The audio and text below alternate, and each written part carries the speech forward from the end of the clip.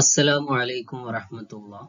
അൽഹംദുലില്ലാഹി വസ്സലാത്തു വസ്സലാമു അലാ അഷ്റഫിൽ മുർസലീൻ വഅലാ ആലിഹി വസഹ്ബിഹി അജ്മഈൻ അമ്മാ ബഅദ്. BA അഫ്ളൽ ഉലമ 4th സെമസ്റ്ററിലെ history of Islamic and Umayyad ലിറ്ററേച്ചറിലെ ഉമർ ബിൻ അബി റബിയയെ കുറിച്ചാണ് നമ്മൾ ഇന്ന് ചർച്ച ചെയ്യാൻ പോകുന്നത്.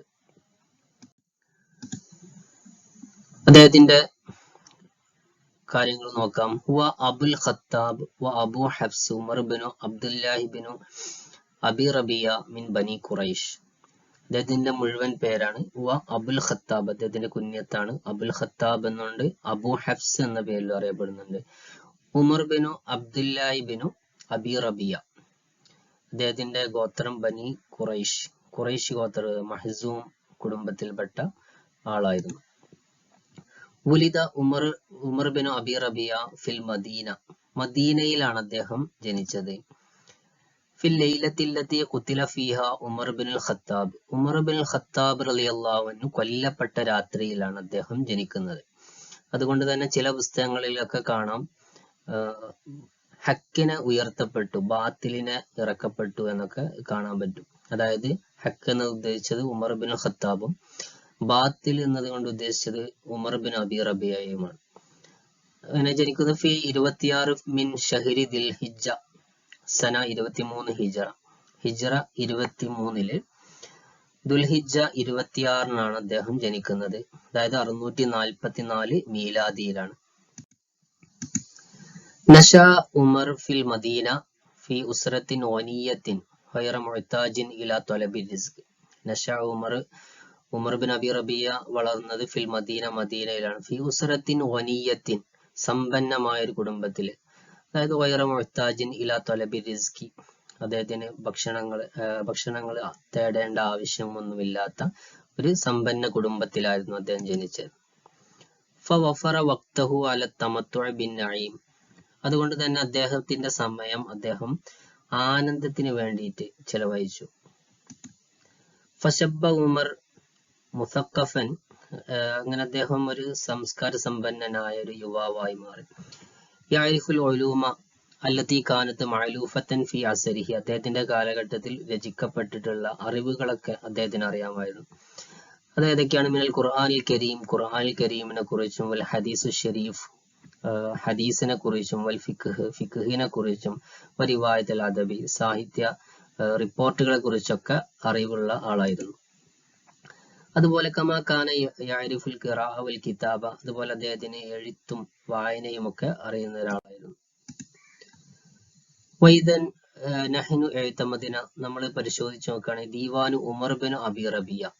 ഉമർ ബിൻ അബി റബിയയുടെ ദീവാൻ, അദ്ദേഹത്തിന്റെ കവിതാ സമാഹാരങ്ങൾ പരിശോധിക്കുകയാണെങ്കിൽ അതിറക്കിനെ നമുക്ക് മനസ്സിലാക്കാൻ സാധിക്കും.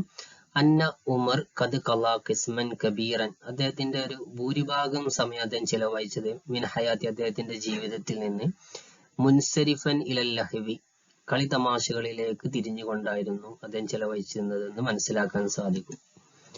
ഉമർ ബിൻ അബി റബിയ അഷ്ഹർ ശുറായിൽ ഗസൽ വമിൻ അകാബിരിഹിം. അദ്ദേഹം ഗസൽ കവികളിൽപ്പെട്ട ഏറ്റവും പ്രസിദ്ധനായ ഒരാളായിരുന്നു. വമിൻ അകാബിരി, അവരിലെ ഏറ്റവും വലിയ ഒരാളായിരുന്നു. വലം യകുൻ ഫിൽ ഹിജാസ്, ഹിജാസിൽ ഉണ്ടായിരുന്നില്ല മൻ യതഖദ്ദമു ജമീലൻ വ ഉമർ, ജമീൽ ബിൻ ഹുസൈനെയും അതുപോലെ ഉമർ ബിൻ അബി റബിയക്കാളും മുൻകടന്നവരായിട്ട് ഫിൻ നസീബി, ഈ ഒരു ശൃംഗാര കാവ്യത്തിൽ.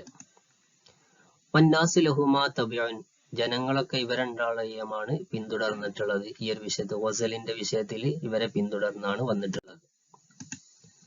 വകാന ഉമർ യമീലു ഇലാ തഖയ്യുറിൽ അൽഫാദിൽ ഫസീഹത്തിൽ അദ്ബ.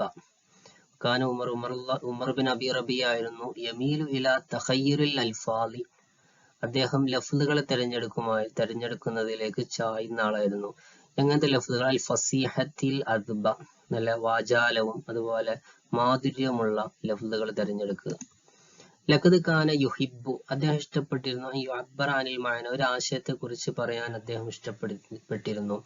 അല്ലദീ യജൂലു ഫീ നഫ്സിഹി ബി അഖ്റബിൽ അൽഫാദി, ഏറ്റവും മനസ്സിനോട് ഏറ്റവും അടുത്ത് നിൽക്കുന്ന ലഫ്ലുകൾ വെച്ചിട്ട്. തഅബീറൻ അൻഹു ഇൻദ ജുംഹൂരിൻ നാസി, പൊതുജനങ്ങളടുക്കൽ കൂടുതലായി ഉപയോഗിക്കുന്ന മനസ്സിനോട് ഇണക്കമുള്ള വാക്കുകളായിരുന്നു അദ്ദേഹം ഉപയോഗിച്ചിരുന്നത്. വഇന്ദ നിസായി ഖാസത്തൻ, പ്രത്യേകിച്ചും സ്ത്രീകളുടെ അടുക്കൽ.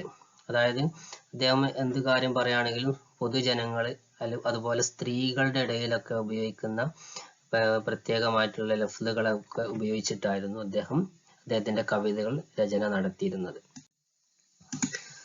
അമ്മ മീസത്തു ഖസീദത്തി ഉമർ ബിൻ അബി റബിയയുടെ ഖസീദയുടെ കവിതകളുടെ പ്രത്യേകതകൾ. ഫഹിയ അന്നഹ ജമാ, തീർച്ചയായും അദ്ദേഹം ഒരുമിച്ച് കൂട്ടിയിട്ടുണ്ട് ഖസായിസുൽ ഗസൽ, ഗസലിന്റെ പ്രത്യേകതകൾ. അല്ലത്തി കാനത്ത് ഖബ്ലഹു, അദ്ദേഹത്തിന്റെ മുമ്പുണ്ടായിരുന്ന എല്ലാ പ്രത്യേകതകളും അദ്ദേഹം ഒരുമിച്ച് കൂട്ടിയിരുന്നു. സുമ്മ അഹ്സന തസ്രീഫുഹാ ഫീ ശിഅരിഹി, പിന്നെ അദ്ദേഹത്തിന്റെ കവിതയിൽ വളരെ നല്ല രൂപത്തിൽ അതിനെ ഉപയോഗിക്കുകയും ചെയ്തിരുന്നു.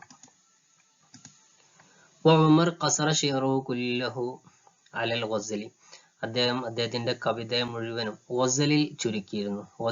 ഗസൽ കവിതകൾ മാത്രമായിരുന്നു അദ്ദേഹം കൂടുതലായിട്ട് പറഞ്ഞിരുന്നത്. പ്രത്യേകിച്ചും സ്ത്രീകളെ കുറിച്ച് മാത്രമായിരുന്നു അദ്ദേഹത്തിന്റെ കവിതകളൊക്കെ ഉണ്ടായിരുന്നത്.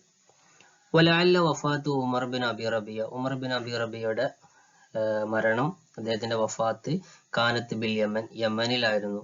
ഫി ഹുദൂദി സന 93 ഹിജറ 93 അതായത് 711 മീലാദിയിലായിരുന്നു അദ്ദേഹത്തിന്റെ മരണം. ഫി അവാഖിറ ഖിലാഫത്തിൽ വലീദ് ബിൻ അബ്ദുൽ മലിക്, ആ മരണം വലീദ് ബിൻ അബ്ദുൽ മലിക്കിന്റെ ഭരണത്തിന്റെ അവസാന കാലഘട്ടത്തിലായിരുന്നു. ഒമിൻ ഖസീദത്തി, അദ്ദേഹത്തിന്റെ കവിതയിൽപ്പെട്ട ഒരു പ്രധാനപ്പെട്ട ഒരു വരിയാണ് അമിൻ ആലി നുഅ്മിൻ അൻത ഗാദിൻ ഫമുബക്കിരിൻ വദാത്ത ഗദിൻ അംറാഇൻ ഫമുഹജ്ജരി എന്ന് പറയുന്ന വരി. ഇത്രയും കാര്യങ്ങളാണ് ഉമർ ബിൻ അബി റബിയയെ കുറിച്ച് പറയാനുള്ളത്. വആഖിറു ദഅവാന അൽഹംദുലില്ലാഹി റബ്ബിൽ ആലമീൻ. അസ്സലാമു അലൈക്കും വറഹ്മത്തുള്ളാഹി.